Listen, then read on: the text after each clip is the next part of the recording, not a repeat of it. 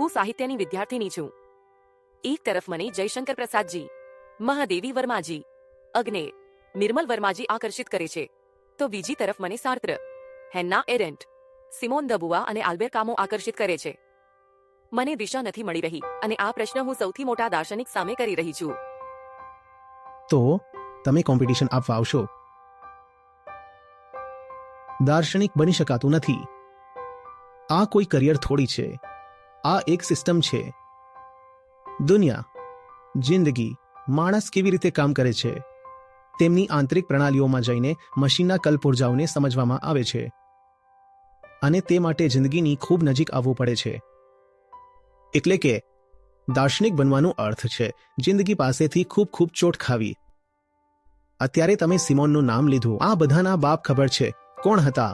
સોરેન કિર્કેગાર્ડ. બિચારા 42 વર્ષની ઉંમરે મરી ગયા.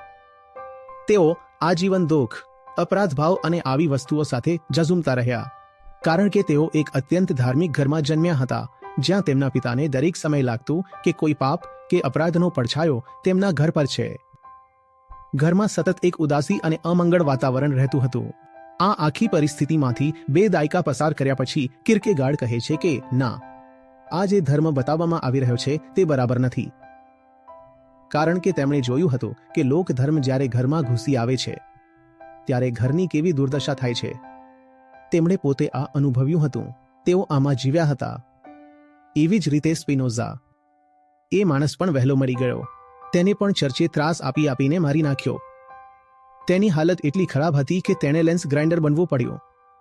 આજથી 400 વર્ષ પહેલા વિચારો, લેન્સ ગ્રાઇન્ડિંગની ટેકનોલોજી અને ઉર્જા કેવી રહી હશે. કાચનો એ ઝીણો ભૂકો શ્વાસ લેતાની સાથે તેમના અંદર જતો રહ્યો, ફેફસામાં ભરાઈ ગયો અને તેઓ મરી ગયા.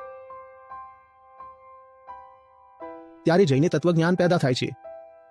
એમ જ નહીં, જિંદગીની નજીક જવાનો અર્થ છે કે હવે જૂઠાણું તૂટશે, અને જૂઠાણું તો આપણો શ્વાસ છે, તે આપણી કરોડરજ્જુ છે, તે આપણા પ્રાણ બની ગયું છે. બધું જ તૂટશે. દાર્શનિક બનવા માટે તૂટવું જરૂરી હોય છે. પહેલા જિંદગી એવી રીતે જીવો કે તેના પડ પણ ઉખડે. તેનું નગ્ન સત્ય સામે આવે. જિંદગીને જુઓ, જિંદગીની લાત ખાઓ. પછી તમારામાંથી જે કંઈ પણ અભિવ્યક્ત થશે તે દર્શન હશે.